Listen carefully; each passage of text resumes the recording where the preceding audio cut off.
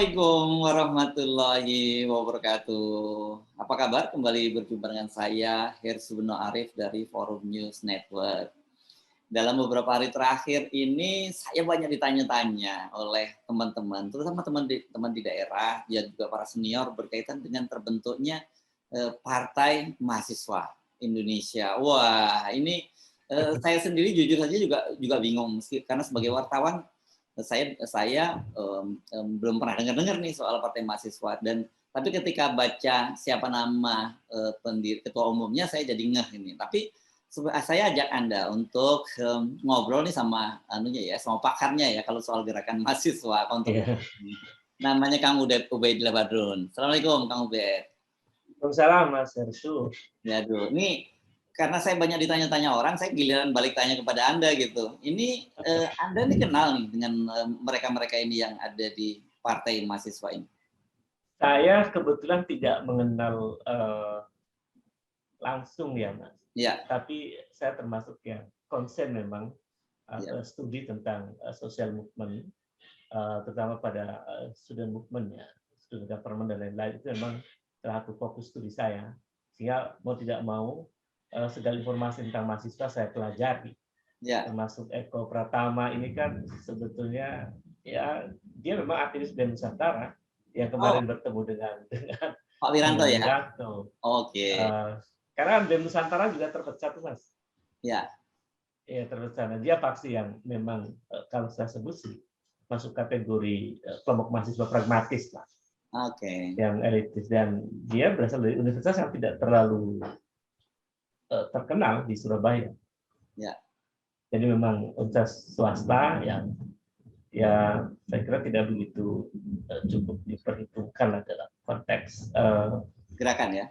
Gerakan. Ya. Oke. Oh jadi ini adalah faksi yang kemarin bertemu dengan Pak Wiranto ya sebagai ketua. Ya. Oke. Ya betul. Ya. Nah kalau jadi dari situ kan bisa dibaca ya Mas. Oh iya mewakili perilakunya seperti itu. Ya. Oke. Oh ini kalau gitu saya akan terakhir mereka ini kan termasuk yang kemarin justru mendukung tes wawasan kebangsaan ya, kita kira rame-rame. Ya betul. KPK itu ya. Iya itu aneh juga saya ada mahasiswa seperti itu ya. Iya. Ya mungkin ini bagian dari mereka yang dalam kategori dibina gitu ya Mas. Oke. Oke, tapi ini kalau ketika kemudian mereka mau mendirikan partai ini kan bukan hal yang sederhana, ini soal serius loh soal partai politik ini. Ya, saya lihat ya pertama partai ini tidak akan jadi partai yang lolos parlemen, sangat sulit karena pertama dia bukan hanya melanggar proses-proses internal di antara mereka, karena kan mengklaim mahasiswa kan, menggunakan nama mahasiswa. Mengklaim bahwa seluruh mahasiswa mendukung keberadaan partai mahasiswa. Itu ada klaim-klaim semacam itu. Itu proses itu telah dilanggar menurut saya, karena dia lahir bukan dari sebuah proses musyawarah besar mahasiswa misalnya, yang kemudian menyepakati berdirinya sebuah partai. Itu tidak ada pemberitaan yang menunjukkan bahwa mereka melakukan satu musyawarah besar memutuskan bahwa mahasiswa menjadi sebuah partai politik. Yang kedua, mahasiswa itu kan bagian penting dari sebuah universitas. Ya. Nah, universitas itu adalah laboratorium peradaban. Universitas juga adalah dalam diksi lain disebut sebagai magistrorum scholarium, satu entitas intelektual yang bergumul dengan ilmu pengetahuan. Sehingga objektivitas, scientific approach, scientific attitude itu memang menjadi melekat di dalam tubuh mahasiswa, termasuk dari dalam tubuh akademisi yang ada di dalam universitas itu, yang semua itu memiliki academic freedom. Mereka memiliki kebebasan akademik. Artinya pergumulan yang sangat dekat dengan mahasiswa itulah pergumulan ilmu pengetahuan. Nah, sementara partai politik itu adalah arena praktis kepentingan yang berdekatan dengan kekuasaan, yang terlibat dalam pertarungan untuk memperebutkan kekuasaan. Jadi arena politik praktis atau kalau kampus dihadapkan dengan arena politik praktis semacam itu ya bertentangan gitu. Jadi secara substantif kehadiran partai mahasiswa dia telah melanggar dan bertentangan dengan substansi dari keberadaan universitas itu sendiri. Jadi kan bahaya, misalnya bahwa mahasiswa itu adalah kaum intelektual yang bergumul dengan kebenaran-kebenaran objektif, lalu tiba-tiba misalnya dia adalah partai yang berkaitan dengan kekuasaan, lalu penguasanya itu banyak berbuat salah, lalu dia akan menjadi agen dari kekuasaan. Dia melepaskan identitas mahasiswanya. Jadi dia menjadi batal sebagai partai mahasiswa. Karena dia sudah arenanya sudah bukan lagi mahasiswa, dia arena sangat pragmatis. Jadi secara substantif juga bertentangan dengan moral universitas. Dan ya saya menyesalkan ini skenario semacam ini. Kalau itu natural dari ide mahasiswa, ya mahasiswa berarti tidak mengerti tentang posisi mahasiswa dalam peta sosial ya. Yang kedua, kalau itu adalah desain dari kekuasaan untuk memecah peta mahasiswa, itu satu desain yang buruk yang merusak masa depan Republik kita. Jadi saya lihat ini sangat berbahaya ya dalam konteks menyelamatkan universitas, menyelamatkan Republik sebetulnya. Nah, kalau dari background-nya tadi, kemudian dari sepak terjangnya figur ini ya sebagai ketua umumnya ini, tentu Anda akan cenderung pada yang kedua ya, kelihatannya ya, ini kepentingan dari kekuasaan gitu ya? Iya, kalau lihat dari narasi-narasinya, saya belum menemukan argumennya ketua partai mahasiswa ini, argumen yang genuine ya, Mas. Argumen yang natural, mengapa dia mendirikan partai, untuk apa mendirikan partai, visinya seperti apa, itu nggak ada di publik secara substantif. Kalau itu tidak ada, berarti asumsi atau analisis yang mengatakan bahwa keberadaan partai mahasiswa ini adalah bentukan dari jejaring kekuasaan, itu ada benarnya. Nah, kalau itu yang terjadi, yang kedua, betapa vulgar dan joroknya kekuasaan terlibat di dalam upaya-upaya untuk merusak generasi muda. Oke. Kalau memang itu bentukan partai penguasa kan ini jadi untuk kepentingan jangka pendek kan, Kang Ubed? Ya, paling tidak kalau kita baca perkembangan terakhir ya, di mana mahasiswa mengalami satu situasi akumulatif, mereka melakukan protes terhadap negara, terhadap pemerintah, terhadap kebijakan yang tidak pro rakyat, dan sangat masif mas kemarin itu. Dan mungkin juga akan terus sangat masif karena di hampir seluruh provinsi. Dan sekarang aksinya tidak hanya provinsi, kabupaten-kabupaten juga aksi. Nah, dalam situasi semacam itu, lalu muncul partai mahasiswa, ya maka analisis yang menyimpulkan atau mengatakan bahwa ini adalah satu upaya untuk meredam atau memecah kekuatan mahasiswa, ya bisa dibenarkan analisisnya.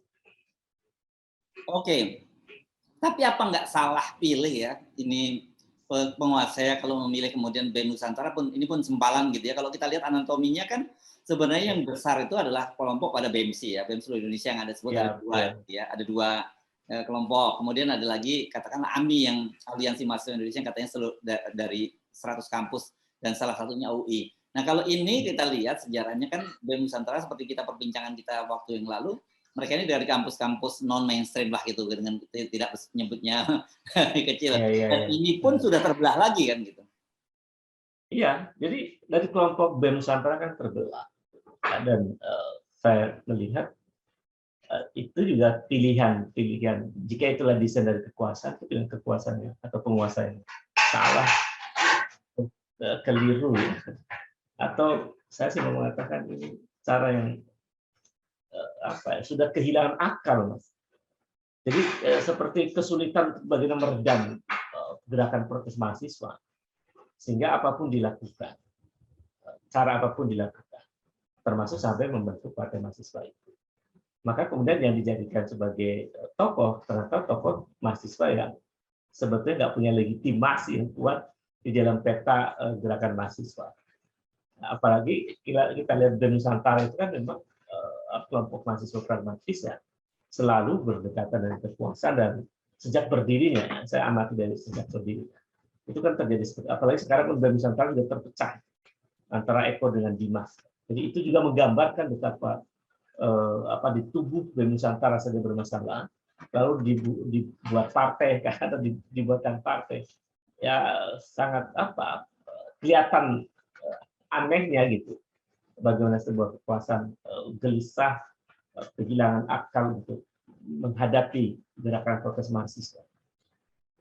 Oke, saya mundur sedikit ini, kan menyiapkan sebuah partai itu nggak sederhana gitu ya.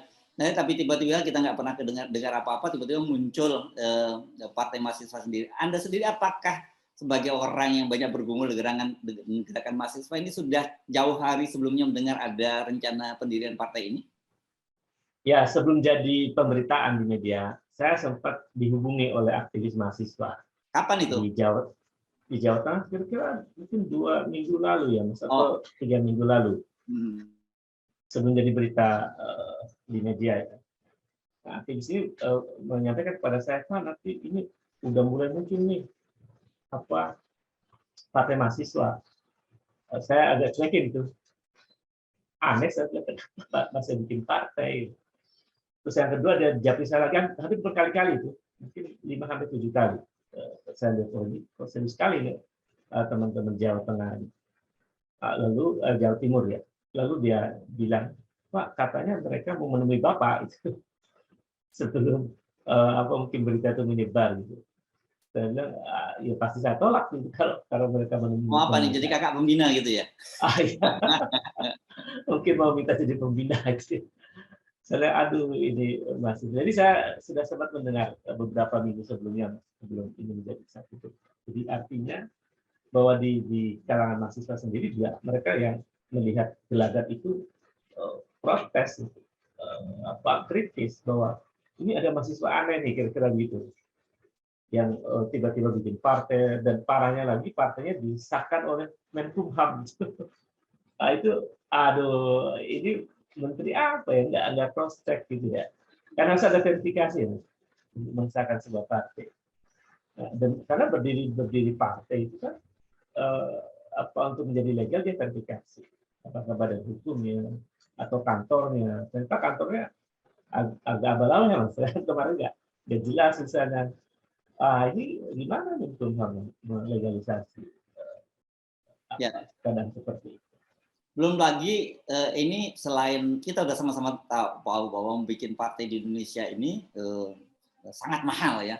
Bahkan disebut-sebut bahwa di Indonesia ini adalah satu negara yang sangat mahal di dunia gitu dalam membentuk sebuah partai ya, karena syarat-syaratnya juga sangat ketat sekali kan gitu. Jadi kita bisa hampir pastikan bahwa masa depan partai ini nggak jelas gitu ya, lahir untuk istilah lain. Tapi pertanyaan saya, kenapa kemudian tetap dipaksakan, dan seberapa besar sih kalau memang dalam tanda petik dia ini ditargetkan untuk menjadikan semacam daya rusak terhadap gerakan mahasiswa? Ya, saya kira ya, saya juga prediksi bahwa ini tidak akan menjadi partai yang besar, dan mereka yang dipaksakan untuk muncul untuk memecah peta mahasiswa. Selain itu juga menurut saya ini untuk mengalihkan juga dari agenda-agenda mahasiswa. Kan akhirnya kemudian mahasiswa memperbincangkan soal partai mahasiswa ini. Energi mereka menjadi seperti itu, dan kita merespon juga rangka untuk meredamkan, untuk menghentikan satu arus yang sebetulnya kontraproduktif dengan agenda substantif dari gerakan mahasiswa. Jadi saya kira ini memang luar biasa dipaksakan berdiri, karena memang mendirikan partai itu mahal. Kalau kalkulasi saya itu, untuk punya pengurus di 34 provinsi itu paling minimal itu 34 miliar. Itu paling minimal. Pertanyaan saya, itu mahasiswa kaya sekali ya. Dari mana dia? Jadi dari situ udah kebaca. Ini udah nggak benar. Ya. Oke, itu kan baru belum kita ngomongin operasionalnya ya, kemudian kantor-kantor yang harus dikelola dan sebagainya kan itu baru untuk sewa sekretariat untuk 5 tahun itu. Oh, oke. Ya, ya. Kan minimal 1 miliar cukup lah kan. Ya. Jadi gimana nih saran Anda? Kita nggak perlu terlampau serius ya menyikapi kelahiran partai mahasiswa ini ya? Iya, anggap saja dagelan. Oh, oke. Dagelan dari ulah mahasiswa yang aneh yang mungkin pikirannya menurut saya bermasalah. Yang kedua juga ini dagelan dari performa politik dari elit kekuasaan yang terlibat. Karena kan jelas ada elit penguasa yang menerima mereka kan. Betul. Maka kita tidak bisa menghindari analisis ke sana. Ya, oke, kita lupakanlah kalau gitu partai mahasiswa. Kita ngomongin soal gerakan mahasiswa hari ini. Oke, itu saya lebih konkret ya yang ini ya bicaranya. Nah, kalau Anda amati kemarin kan terakhir yang terbaru itu pada gerakan 11 April yang besar, kemudian 21 April. Apakah kemudian sekarang ini setelah menurun wacana soal penundaan pemilu itu atau mulai agak mereda karena menghadapi berbagai persoalan, apakah mereka teman-teman mahasiswa ini kembali ke kampus seperti biasa lagi, ataukah masih ada agenda-agenda yang mereka tuntut lagi sekarang? Ya, saya membacanya. Mereka kembali ke kampus untuk mendiskusikan agenda yang lebih besar dari agenda-agenda sebelumnya. Oke, terus akan menuntut beberapa tuntutan mereka yang tidak direspon oleh kuasa dengan baik. Misalnya soal turunkan harga minyak goreng atau stabilisasi harga kebutuhan pokok masyarakat atau yang lebih terkait dengan tuntutan sebelumnya misalnya tidak cukup presiden menyatakan tidak akan menunda pemilu dan tidak akan memperpanjang periodenya, itu tidak cukup karena mahasiswa menuntut yang membuat pernyataan-pernyataan penundaan pemilu dan perpanjangan periode itu harus diberikan sanksi. Termasuk mereka yang ada di kabinet yang mendukung pernyataan-pernyataan itu. Kan sama saja membuat gaduh. Kalau mahasiswa yang buat gaduh diperkarakan, padahal kan yang buat gaduh bukan mahasiswa, bagian dari elit kekuasaan. Maka mereka membuat gaduh itu harus disanksi. Nah, di antara tuntutan mahasiswa itu adalah memberhentikan mereka-mereka yang terlibat di dalam penundaan pemilu, upaya penundaan pemilu dan perpanjangan periode. Nah, misalnya menteri segala urusan, Menko Ekuin, kemudian menteri apa lagi itu investasi, itu mereka adalah bagian penting yang mendukung agenda-agenda itu. Itu harus ya diresapel itu. Nah, pertanyaannya berani nggak ini presiden meresapel atau memberhentikan menteri segala urusan? Berani nggak memberhentikan Menko? Berani nggak memberhentikan menteri investasi? Sepanjang presiden tidak melakukan itu, saya yakin mahasiswa tidak akan berhenti untuk menyampaikan tuntutan-tuntutan. Apalagi nanti setelah Lebaran, itu memungkinkan mahasiswa akan lebih besar dari kemarin. Apalagi misalnya kasus-kasus minyak goreng akhirnya terungkap bahwa di antara pelaku dari kejahatan hilangnya minyak goreng itu adalah bagian dari kekuasaan yang kemarin diungkapkan oleh Kejaksaan Agung. Dan termasuk juga ada perusahaan yang ternyata menjadi sponsor dari Persis Solo, di mana di situ ada putranya presiden kan misalnya. Jadi ini kasusnya akan membongkar kasus-kasus lain rupanya, yang juga itu akan mendorong mahasiswa untuk bersikap terus. Ya, oke, banyak orang yang mencoba memahami gitu ya gerakan-gerakan mahasiswa sekarang ini kan beda sekali dengan gerakan Anda dulu dan teman-teman pada tahun 98 gitu. Jadi apa yang membedakan sebenarnya gerakan 98 dengan 2021 ini dan apa yang menjadi persamaan? Pertama, yang membedakan tentu saja perkembangan digital yang jadi era media sosial berbasis digital ini ya membuat mahasiswa sebetulnya memiliki kemewahan akses pada data. Kalau dulu kami mencari data harus beli misalnya buku saja harus impor nunggu waktu yang lama untuk mencari data-data yang sangat valid harus sembunyi-sembunyi. Sekarang itu dengan mudah mahasiswa mengakses data sehingga pemerintah juga tidak bisa membantah data-data yang dimiliki oleh mahasiswa. Jadi ada kemewahan data sekarang. Yang kedua, dari sisi polanya, strateginya juga berbeda. Karena mereka lebih memudahkan konsolidasi mereka di antara mereka. Di antara satu kota dengan kota yang lain. Karena menggunakan media digital. Jadi yang membedakan lebih kepada strategi, ya. Lebih kepada pola yang mereka buat, terutama misalnya dalam konsolidasi dan lain-lain. Itu juga menjadi faktor yang membedakan dengan generasi kita dulu. Tapi yang sama menurut saya adalah pada agenda substantifnya, bahwa seluruh gerakan mahasiswa yang sekarang terjadi itu sama-sama ingin mengembalikan agar bangsa ini on the track. Sebagaimana cita-cita para pendiri bangsa untuk menjadi negara republik, bukan negara otoriter, bukan negara monarki absolut dan lain-lain. Dan menariknya, Mas Sersu, ketika era tahun 2000-an awal, pasca pemerintahan Gus Dur, lalu hadir pemerintahan Megawati dan SBY, gerakan mahasiswa itu tidak semasif sekarang. Sempat sih masih pada masa SBY ketika SBY menaikkan harga BBM. Di situ ada peristiwa gambir ya, mahasiswa melakukan protes cukup keras ya.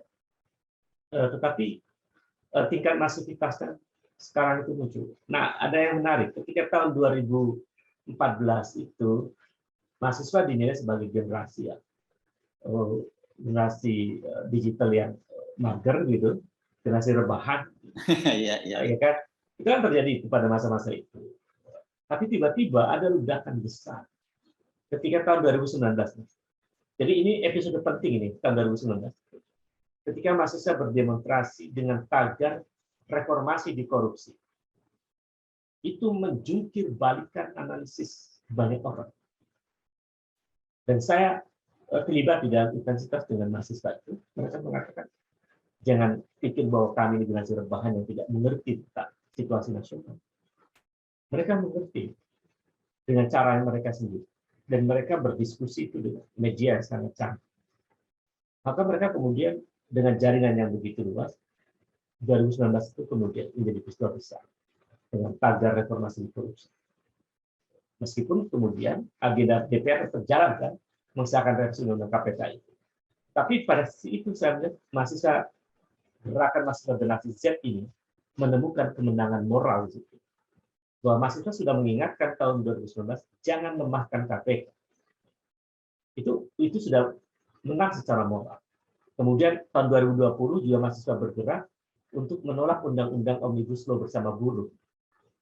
Dan mahasiswa lagi-lagi menang di situ. Meskipun kalah secara prosedural, karena DPR tetap menetapkan undang-undang Omnibus Law, tapi akhirnya kan kemudian Mahkamah Konstitusi menetapkan bahwa undang-undang Omnibus Law itu inkonstitusional besar. Artinya apa? Gerakan mahasiswa 2020 juga menang secara moral. Kemudian tahun 2021 mahasiswa juga bergerak protes KPK karena KPK melakukan TWK juga, kesewawasan kebangsaan yang diskriminatif itu. Dan akhirnya kan kemudian mahasiswa benar adanya bahwa ujung dari TWK itu kemudian ujung-ujungnya menyingkirkan para penyidik yang punya integritas. Dan itu terbukti. Jadi artinya ada mahasiswa yang luar biasa dari 2019, 2020, dan 2021 itu yang masih menjaga republik ini. Agar konsep republik itu betul-betul nyata. Republik itu kan paradigmanya respublikan. Kembali ke publik, berpihak kepada kepentingan rakyat. Dan mahasiswa menyuarakan kepentingan rakyat. Bahwa rakyat ingin reformasi ini berjalan dengan tuntas. Rakyat ingin buruh itu sejahtera. Rakyat ingin birokrasi itu menjalankan prinsip-prinsip good governance. Nah, itu yang dibawa oleh mahasiswa. Dan itu menurut saya adalah catatan emas dari gerakan mahasiswa generasi Z. Nah, karena itulah saya tidak meragukan mahasiswa, pasti ketika ada sesuatu dalam bulan-bulan depan, mereka akan terus bergerak. Ya, oke. Nah, kalau kita bandingkan ya, daya gedornya gitu ya, seperti apa? Kan ini beda sekali kan, pada civil society, misalnya kita bandingkan pada 98, pada waktu itu kan relatif kompak ya civil society. Sementara sekarang ini kan terjadi pembelahan pada masyarakat kita gitu. Jadi kalau lihat tahun 98 juga sebetulnya tidak kompak-kompak amat. Misalnya saya di faksi FKSMJ, Forum Komunikasi Mahasiswa Jakarta. Saya juga adalah ketua HMI NPO tahun 98 itu, yang juga terlibat dalam pembentukan MPR, juga saya aktivis FKSMC, yang mendirikannya pada waktu itu dan seterusnya. Tapi di saat yang sama juga ada teman-teman forum kota. Mereka adalah kelompok gerakan mahasiswa yang non-BEM, sekarang bahasa ini, non-organisasi formal di universitas. Dan itu sulit duduk bersama, tapi pada titik tertentu kita memiliki sikap yang sama untuk menghentikan rezim pada waktu itu. Nah, pun sekarang sebetulnya kan muncul BEM, BEM-SI terbelah, kemudian ada BEM Nusantara juga terbelah, ada aliansi mahasiswa. Bagi saya itu bukan dalam konteks perpecahan yang sangat ideologis, tapi lebih terpecah karena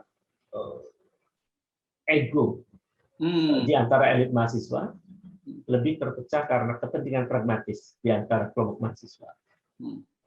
Tetapi saya meyakini karena dari peristiwa 2019, 2020, dan sekarang 2022, ternyata mereka bisa bergerak luar biasa. Saya meyakini ini pada titik tertentu mereka akan bersama-sama untuk menyatakan sikap tentang masa depan Republik. Oke. Jadi tidak apa-apa Mas, ini masih ada kelompok-kelompok itu bagian dari dinamika.